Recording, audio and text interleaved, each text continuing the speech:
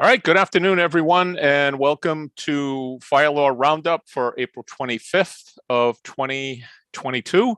Brad, you want to take us away here while I handle this technical issue here? Absolutely. We are going to run down to my old stomping grounds of New Orleans. We got a couple things going on in Louisiana. I guess, Los Angeles and California have got to be happy. They're out of the news this week. For a moment. So today we'll head down to New Orleans. So the first, and now you're more familiar with this, I know, because we have these discussions all the time, but in New Orleans, they have a firefighters bill of rights. And it's a statewide, right? Louisiana has it, or Louisiana. Right. And the bill of rights, I don't know if they're universal, if they're all the same, but definitely this is, Louisiana's version. Not every state has one, but many states, right, Curt? There's seven or eight that have them, and they're sort of, there's no uniformity to them. Very often in the 70s, 80s, and 90s, law enforcement got a Bill of Rights and through lobbying. And then what happened in some states, the fire lobby was able to get these Bill of Rights enacted, sort of copycatting whatever was in the law enforcement Bill of Rights. So Louisiana is one of those states that has a firefighter Bill of Rights. Okay, so here, one of the rights that was in here, and this is kind of a one-off case, we don't want to spend too much time on it, but here, one of the rights is you have the right to, when you're investigated, have that investigation be completed basically within 60 days, so it's not going forever. Here, the question really was whether when the investigation started. So this went all the way up to their Court of Appeals and went past the administrative processes and got to an appellate court who reviewed the administrative process, actually reversed. And basically what they found is, look, there was an investigation. You took more than 60 days to complete it, but they focused on the start date. And they really said the date you're being asked about the issues, and we're looking at videos and all these things, their date their investigation started is that date. And just because you're continuing the investigation later doesn't matter. It's the date you started. Yeah, it's almost like there was a stop, there was a start, a stop, and then a restart. And I think that's, to me, when I read it, you can't restart the investigation. So that the allegations here was that there was some sort of a mishap. There was a fire. There was firefighters have been recalled back to the station. There was a captain and a firefighter. They're getting ready to deploy to the fire scene, and the captain somehow gets hurt. There's a question about exactly whether or not it happened as the captain said it happened. The firefighter must have filled out a report stating that he saw this overhead door come down and hit the captain. So the bottom line is they started an initial investigation on June 8th. They got a video, and the video wasn't clear about whether or not it was this particular firefighter that was present. So then July 8th, but it doesn't really matter. You're right, July 8th. I'm sorry, July 8th. Okay. On June 14th, but they started July 8th. Got it. Yep. And too many facts here for, and it's good that there's two of us here so we can, between the two of us, we get it right, No question. But the bottom line is July 8th, they notify him that he's under investigation and they interview him. And there is a question about when does an investigation start, when the department actually starts looking into it? Does it start when the firefighters notified they're under investigation, or does it start when they're actually interviewed? So again, the court didn't really get into that part of it, but they said that in this case, they notified the firefighters under investigation. They called them in on the same day for an interview and interviewed them about it. And then because the video wasn't conclusive, they kind of let it drop. Then they apparently got an enhanced video on August 14th, August 13th, August 7th. I'm sorry, August 7th. So almost a month later, they get an enhanced video. Looks like that firefighter was actually present. They re-notice the firefighter. They call him in on August 7th for an interview, and then they claim that that's the date the investigation started. And then within 60 days from that date, they terminate the firefighter for lying about what happened. And the court basically said, you know what, you can't restart the clock. The clock started to run on July 8th. You can't restart it by saying there's new evidence and you're restarting the investigation. So just for those of you from Louisiana who may be listening, there is a procedure to go beyond the 60 days. The city apparently didn't take advantage of that procedure. So there is a procedure, and I think you can only go another 60. You can't go unlimited in Louisiana. Now, just those who've been through the discipline class know Louisiana is a unique case. Most states do not have that kind of limitation. California has a year. I think many collective bargaining agreements have limitations on it. And I'm a big fan of not allowing investigations to drag on forever and ever, because it really is not fair to the people who are placed in jeopardy. Short, right? It is very short. It is very short. And that's why they have a procedure. Yeah, no, I agree. I agree. It is. But on the other hand, I've talked to firefighters who've been under investigation for over a year, in some cases over 2 years. That's and it is. And people, unless you've been under investigation, you don't understand the pressure that puts on the firefighter, the firefighter's family, the firefighter's relationships with other firefighters. And again, it sounds like, oh yeah, big deal. It's a big deal right up until the time you're the one that's under investigation, and you've got to try to sleep at night. You've got to try to interact with people with that kind of pressure over your head. So bottom line is, we don't rush an investigation. We don't allow an investigation to drag on. But 60 days is you're right, it is a tight time frame, particularly for a complex investigation. Right.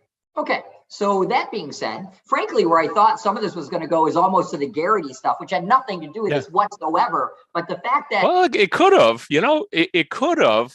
Because it's workers' comp crime, he's saying that you weren't heard. And I thought this was going to be a Garrity issue. When I start reading it, I'm like, I assume they gave him Garrity warnings, because comp crime could be it probably is a crime. Some departments aren't as sophisticated as others. Now, hopefully New Orleans, I think, is pretty sophisticated. But well, if they attend your Garrity class, then they won't have an issue with that, right? Right. Okay, let's stay in Louisiana. This is shocking. The allegations are shocking.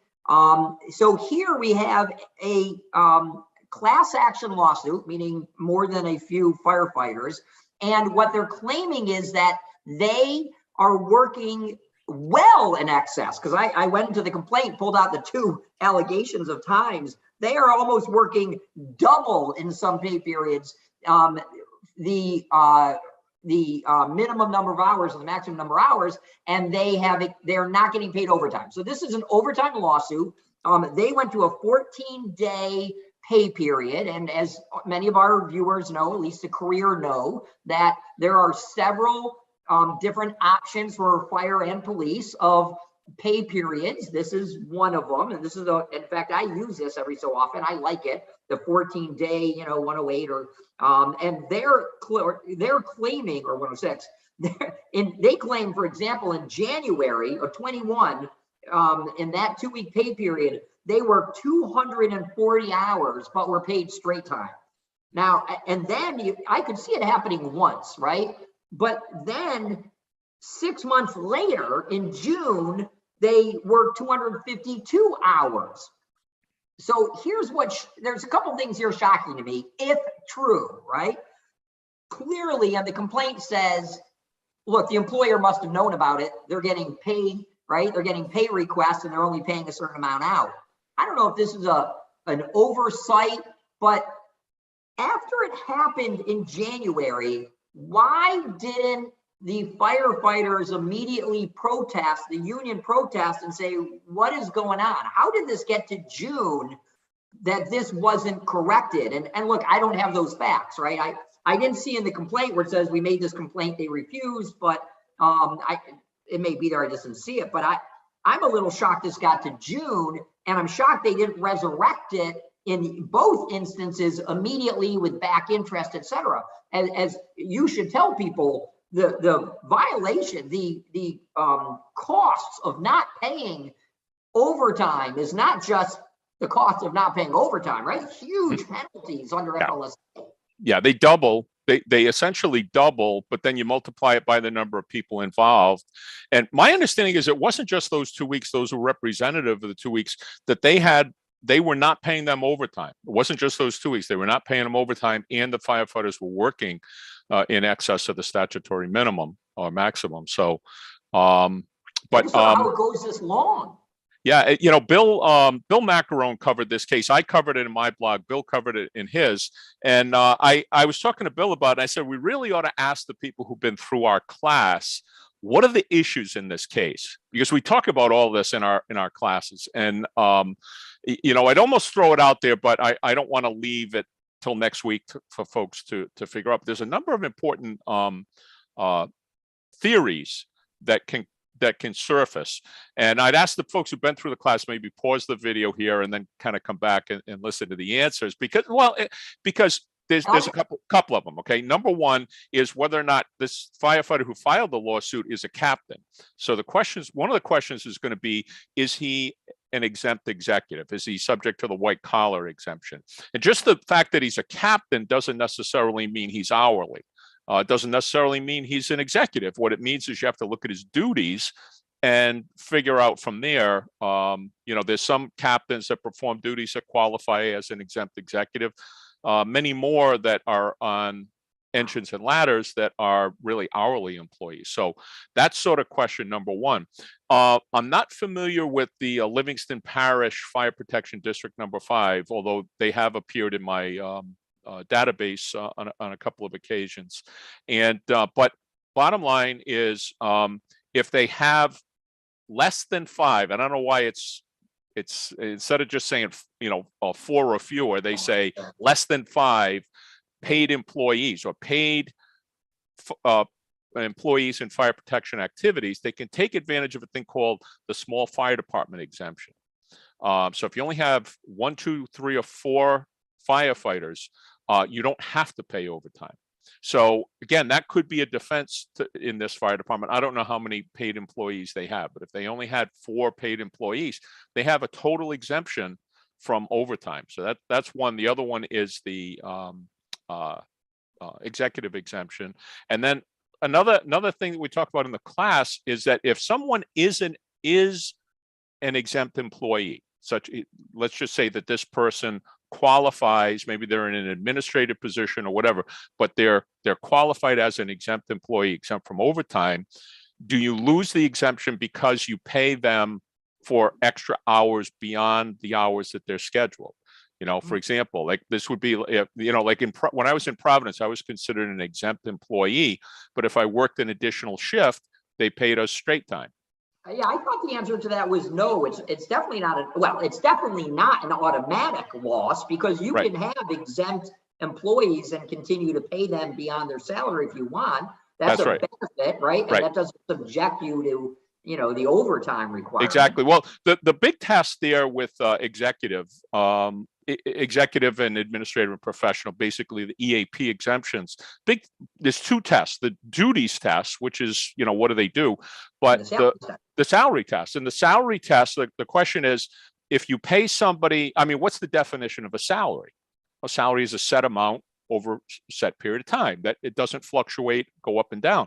Well, when somebody works 40 hours and you pay them $1,000, and then when they work 48, you pay them more, there's a question about, are they really salary or are they hourly? But the point being that there's a provision in the Department of Labor regs that allow you to pay someone who qualifies as an exempt executive additional compensation without violating the salary test. So. Yeah. And let me throw in one more, because I just had the opportunity on a phone call to say this, where we have this issue where they're trying to treat somebody as exempt from overtime. And I said, wait a minute. I said, you can't treat them as exempt for overtime for different purposes. For example, the purpose I just used is under the Family Medical Leave Act and under different sick time requirements.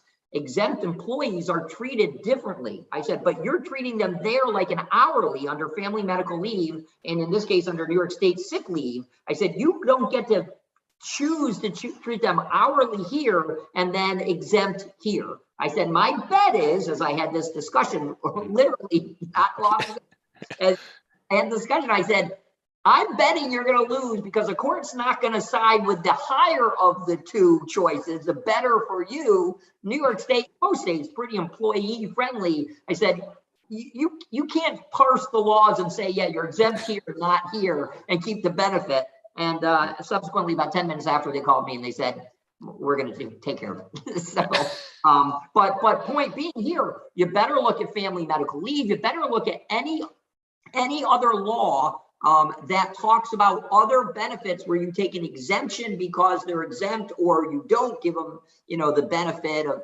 So it's, you can't just look at this in a jar, right? Look at all the ways you deal with your exempt and not exempt employees. Mm-hmm. So, okay.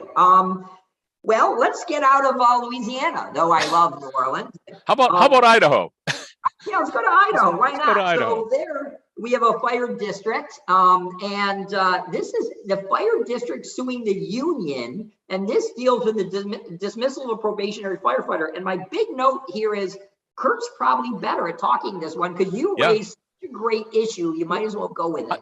I just this is the second case in the last couple of months where I've seen the exact same, what I think is a mistake. And you know what? I could be totally wrong. And but here's the deal. The suit was filed under the National Labor Relations Act in federal court by a municipal fire district. Okay, fire district it's a municipality. It's created by the state and essentially serves a governmental function, has elected board members and all that.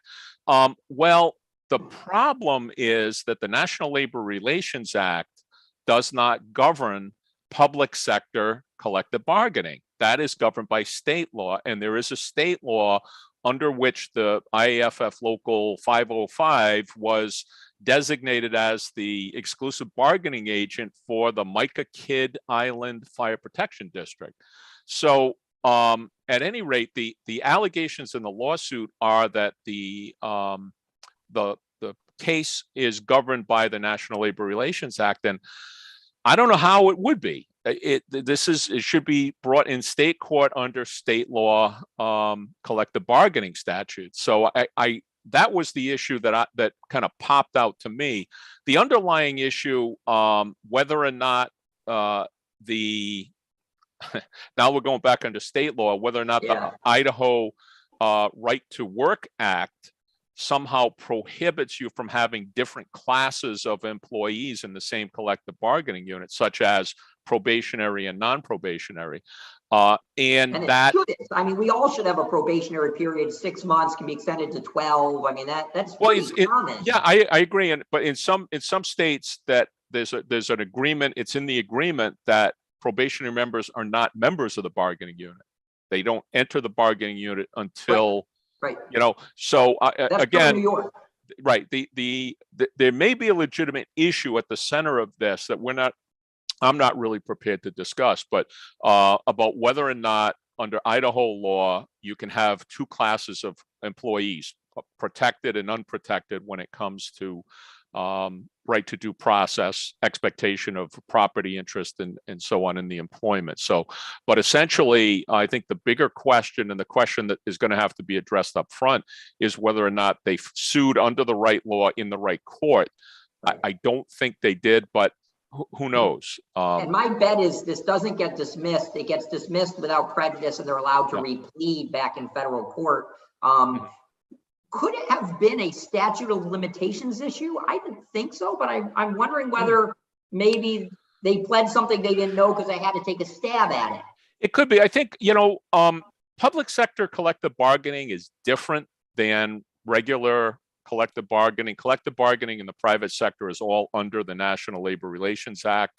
And I find it hard to believe that an attorney that practices employment law and labor law would make this kind of mistake. So it could be that the attorney, maybe it's the city attorney or whatever, isn't familiar, doesn't handle a lot of labor relations, or I'm missing something, which it very well could be. I could be missing something. Statute of limitations, maybe.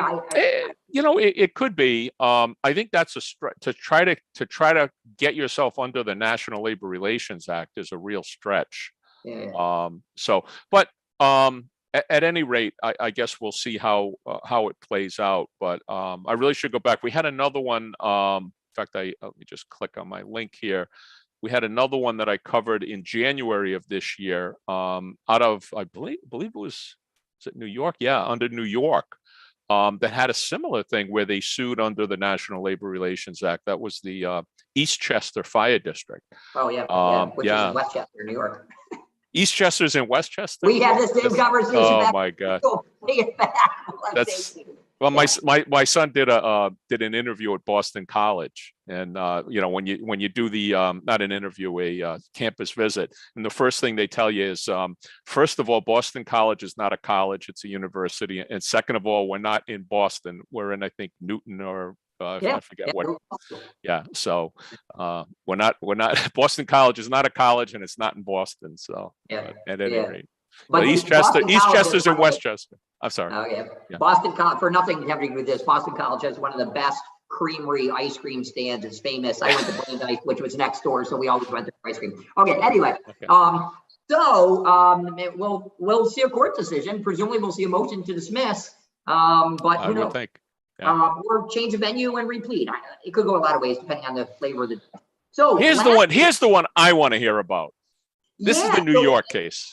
This I'm just doing the Indiana marriage. No, I was going to say, how about the New York one? I don't know if you want to. I don't know if you have clients or whatever. Let's do this. So you got to understand. So this is a one of two-part verdict, which is very interesting. But here, the State Association for Volunteers is the Fire Association of the State of New York, and FASNY also owns something called the Home on the Hudson, which is a retirement home. It's a great benefit. It's a retirement home for volunteer firefighters who I think served at least 5 years, and they can go to the Home on the Hudson and, you know, talk about fire stuff until the day you die, literally. And it really is a very unique, I don't know if there's any other association or state who has anything like this, but it's on Eastern New York, for those who might know, somewhere near Albany and Greene County, I think. But and there's a firefighting museum that FASNY has. You know, FASNY is very much pro-volunteer, obviously, and but as a result of effectively representing the interests as an association of all the volunteers, they collect dues. They collect a lot of dues. Now, FASNY is a not-for-profit corporation, but and so they operate pursuant to bylaws, and they have to operate pursuant to the New York State Attorney General's rules of good governance and conduct. And this individual, Quinn, he was hired in, I think it was 16, I'm not really sure, but he was fired in 19. So here's what happened. He starts seeing that there's some improprieties or improper conduct taking place where, among other things, for example, there aren't vouchers and you're exceeding certain spending policies and practices. And he raises the claim that I think we have some improper practices happening, and specifically with the museum and et cetera. And he raises them, and I've got to be careful because I live here. Right. But so I try not to use words like I'm about to use, but amazingly, the allegation, although we're a little beyond allegations because there's a verdict for a judge, so clearly some of this was found to be credible, they decide they're going to part ways. Now, listen, guys, if somebody raises allegations about financial practices, the right path is probably not to say, let's part ways. Right? The right path is to investigate, remediate, address those concerns, and then get an outside internal audit to see if you're doing the right thing.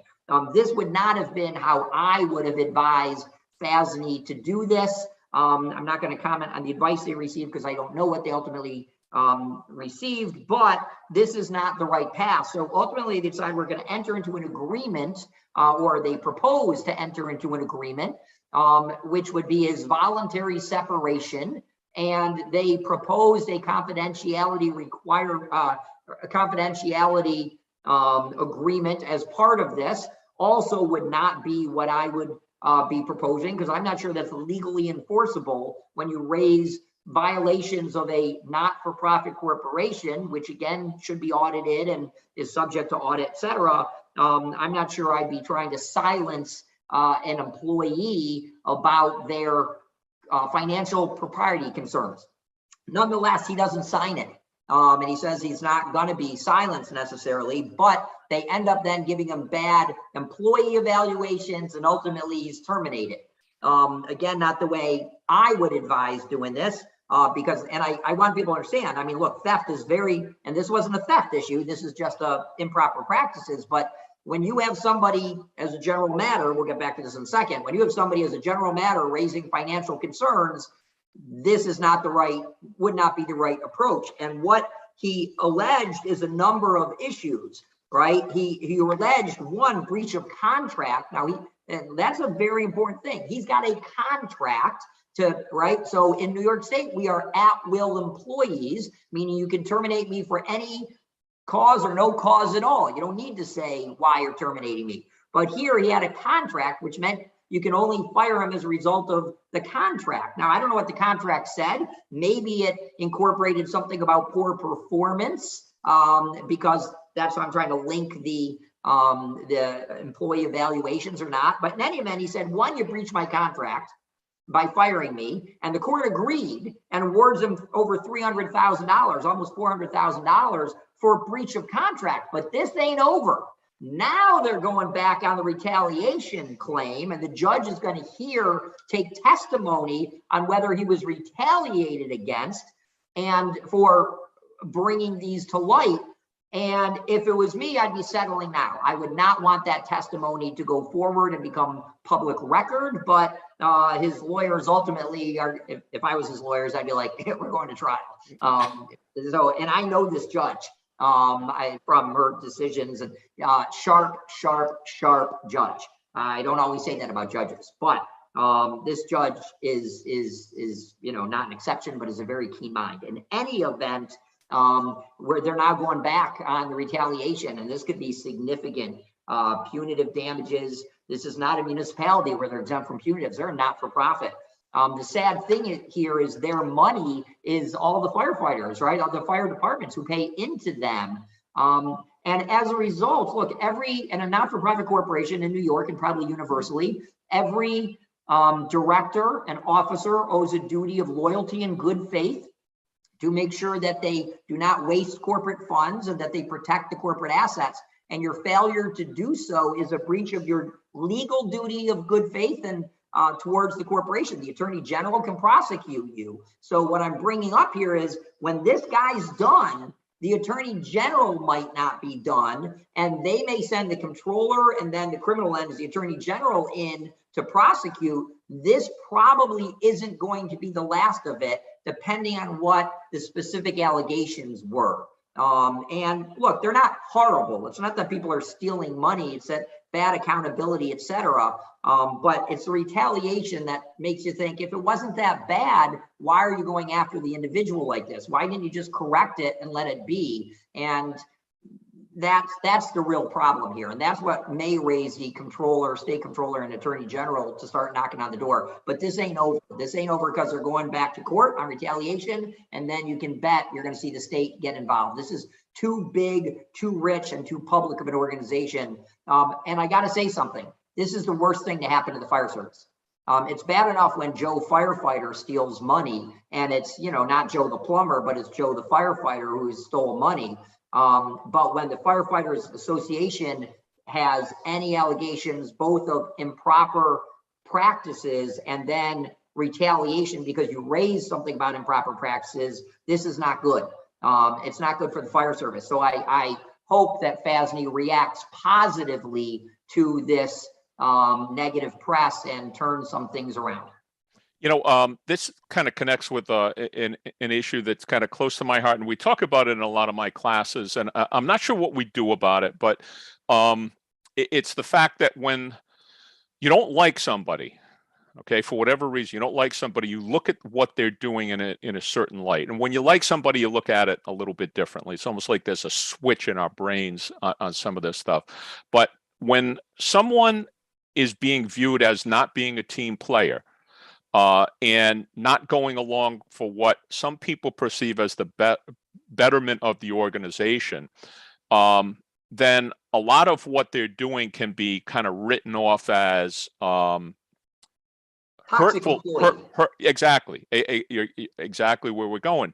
And whether he is or whether he isn't is really it's perception. And people on both sides of this case could legitimately feel like they're doing the right thing. But they, at the end of the day, and I think you did a good job explaining it, when someone is making certain types of allegations, you have to be very, very careful about how you handle those allegations. And if they were complaining about, I don't know, maybe the sign on their office door, or maybe they don't have the right kind of desk that they want, or whatever it might be. And those are the types of complaints. And you say, this person's just a pain in the butt, and we're going to get rid of them because they're a pain in the butt. That's one thing. Okay. When somebody's making allegations, and here's another thing, whether they're true or false, they could be totally false, but true or false, when they're making allegations, or maybe they're making a big deal out of something that you don't think is a big deal, but someone from the outside looking in might think it's a big deal, you kind of set yourself up because you believe you're right, that you got to get rid of this person. The person believes they're right. And unfortunately, I mean, our solution in American society is not like Putin has in Russia, but in our society is you end up in court, and it's going to be a kind of a painful process. And I will tell you that there are policies I have drafted. They're great. Sometimes they become problematic, but here's what I would always suggest as we talk about policy matters for fire departments and whatever. First of all, when you have an employee complaint, you need to have one whistleblower protection policy. The IRS requires it if you're a 501c3. And live up to it. Yeah. Not say, well, this is an exception. He's a pain and we're going to get rid of him. Right, yeah, right. Exactly. Even though he's a whistleblower, we're going to get rid of him. Yeah, because you don't like his complaint. But two, what I always say is, look, three-step process. One, based on your complaint, we're going to conduct an internal audit. And it's kind of like the grand jury. We're going to see if there's enough there that it may be wrong. And if we uncover anything that could be wrong, or if the people investigating, which should never happen, are the ones accused, right? And obviously, but sometimes it's, hey, the whole board is doing something wrong, you know about it. Well, who are you going to have investigate, right? So then you kind of go to a step two, or an alternate is, we will hire an outside investigator to review these claims. Now, some people say to me, yeah, but that's a lot of work for small claims. I said, who cares? Then it's not a lot of money, but you got to investigate it. And then the third step, which some people don't like, but I still believe it. If you don't like it, we will, and it exceeds some amount or some value or some level of wrong, right? And I outline what those could be. In that instance, we will encourage you to call the Attorney General or the Comptroller, and we will participate with them. You have our authority to report us, and we will participate. Now, some places don't like that. But on the other hand, what we're saying is we don't want to cover anything up. And if our investigation internally or hired somebody else, if that's not satisfying you, then go somewhere else. And then here's the beauty of it. If the Attorney General and the AG don't think it's important, then it's not important. If they don't, it's maybe they're too swamped, but if they don't want to come down. So I think as part of a whistleblower, non-retaliation and compliance program, and when I do like Medicare and Medicaid and ambulance billing compliance programs, this is the process I put: internal, external, and then go to the state if you didn't like that, and we'll participate. But that's really what should, all organizations should have something like that. You can't ask the fox to investigate if they're encroaching the hen house, right? So you got to set up a program where people can make complaints, and they're not making it necessarily to the people who A, are doing the wrong, and B, who can fire them as a result. You got to give a separate process. So that's where we are. That's, I think, a good lesson, but I hope FASNY, I hope FASNY reacts I do too. Positively to this. Yeah. Okay, and last one on the blog anyway is really super interesting. Not a long discussion, but super interesting. So what happens here in Indiana, the question was, somebody's dying, I think, of May 2nd of 19. Yeah, he's very experienced. From what I understand, I've spoken to a couple of people in Indianapolis, and he's a well-respected chief. The gentleman who passed away, and he was battling cancer. And God, you can take it from there. Well, and just 4 days before he died, we'll explain why he does that. May have done it. He gets married, and The issue is if he wasn't married, his pension goes back into like a pension bank or something, which I thought was very weird. Why not to children? Well, what if he had children? Well, it's the survivor part of it. You know, if you and like I know my pension, when I pass, if my wife is still surviving, she's going to get 2/3 of my pension. You know, so it's the survivorship part of your pension. But if you pass without, you know, if she passes before me, then the money's gone. You know, right. So here he didn't want to see it gone, right? So he gets married on his deathbed to a girl that's to a woman that's 36 years his junior, at least according to the. But who was his caretaker? Right? But was his, and she's also a firefighter, right? Right. So the court. Let me tell you what the court doesn't do. Right. What the court did do is they reversed the lower courts, but they have said that this marriage is valid, but they say a couple things. So what they don't do is they don't dispose of the marriage. They hold the marriage valid.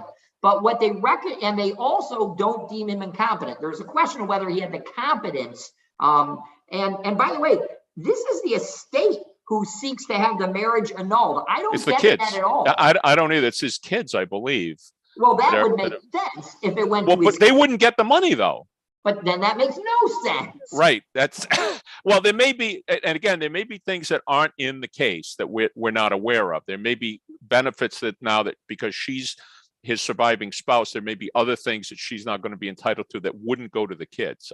You would think that that's the kind of thing that attorneys can negotiate and resolve so that. But at any rate, go ahead. But it's the estate. So normally the estate is trying to say it shouldn't go to person A, it should go to persons B, C, and D, which you assume are his kids. I didn't get that part, but nonetheless, it's the estate who's trying to have the marriage annulled. The estate, I had some other reasons I would have thrown this out and found in the firefighters and the fire chief's favor, but they rule he's competent and had the legal capacity to get married and to commit to the marriage contract. They also look at the law and they said, listen, the legislature did not prohibit any marriage that happens within X days of a death. Think, for example, some insurance programs sometimes, or suicide. They say, well, under suicide, we're not going to allow you to take your own life and give money. I mean, there are similar things, but I can't come up with an exact one. But here they said, listen, if the legislature wanted to include a moratorium where you have to be married for 30, 60, 90 days before you die, they could have, they didn't. So ultimately, that's why they find in the deceased's favor, saying the marriage is valid, his wife, new wife gets the money, even though it looks like, yeah, she was his caretaker forever and it was a last minute marriage, but it doesn't matter. And there is a favor. This is a big issue in gay marriage rights and in other things, that there's a big presumption of validity to marriages, and proving a marriage is not valid in most states takes almost a gun to your head saying that you were forced to marry someone. In Vegas, if you were drunk, things like that, you didn't have the capacity, but nonetheless, marriage is upheld here. I didn't see all the challenges, but I could think of a lot of challenges. For example, one of them is the private right of action challenge on the defense to what, and maybe they raised it, but I would have said, look, the estate of the person cannot use this language that the pension law to their benefit, trying to annul the marriage. And maybe they said that, but that's not what the judge focused on anyway. But I would have said, you can't sue under this law, which wasn't intended to protect the estate. It might have been intended to protect the state, not estate, but the state. But it sure as heck wasn't intended to protect the estate of the deceased. So I'm surprised they could have even sued on that. On the other hand, if they just want to say, look, the marriage was a sham, right, or he didn't have legal capacity, that's a different issue. Yeah, I think that's what they were alleging, and they were in addition to claiming that the marriage, was invalid and should be annulled, they were also alleging that fraud had been committed as another ground, that it was entered into in order to obtain money fraudulently, which, you know, as you get into a court sitting in equity, you start getting into whether or not you're coming in with unclean hands and that type of thing. So I think the court rightfully dispensed with that and said, look, they were married. We're not going to analyze whether or not what their long-term, short-term goals were, what their intent and all that. And that's not fraud. It's just, you know, you might not have been making a good choice, but it was your choice, but it wasn't fraudulent. So that's, you know, it's such a one-off case, but it's such an interesting case. It is. It is. You know, I will probably never see anything like this again, but it was. Well, you're going to be in Indianapolis next week, so maybe you can do a little recon. So, yeah. Maybe you can do a little recon on this one for us and report. As long as he's at a bar. Well, he's not. No, he won't be, but and report back. So, well, let's take a look at just real quick. Let me run down some of the other cases that we had last week. Wabash Township settled a lawsuit with its chief over termination. Massachusetts is looking at some legislature on forever chemicals. Those are the chemicals associated with AFFF. The New Jersey firefighter in the city settled the discrimination suit. Had a Cleveland firefighter charged with voluntary manslaughter. It was an off-duty shooting of his roommate, and he ended up being charged with voluntary manslaughter. So it wasn't wasn't a murder, but it was voluntary manslaughter. Just to be clear, if he was a plumber, when it said off-duty plumber. Yeah, I'm sure. I'm sure if it was a news reporter, I don't think we'd even see it. So, unless it was Fox or CNN or something. Yeah. Buffalo firefighter. I don't know if are you familiar with that case? I'm not even sure. Buffalo firefighter. Not at the moment, although I follow everything that's going on Buffalo. We had another Buffalo one a couple of weeks ago. Yeah, and all right, let me see. The case to follow in Buffalo, which we haven't even seen much, and I try to log on every so often, is the marijuana case. A different issue, but we'll talk about that. Yeah, when we finally get something. Disability in marijuana is going to be a big one. Yeah, I just lost my email here. Let me get it back. And last couple here. Unfortunately, this too. Buffalo was a theft case. There's another one, volunteer fire department theft case. Florida firefighter medic sues the county after being denied cancer benefits.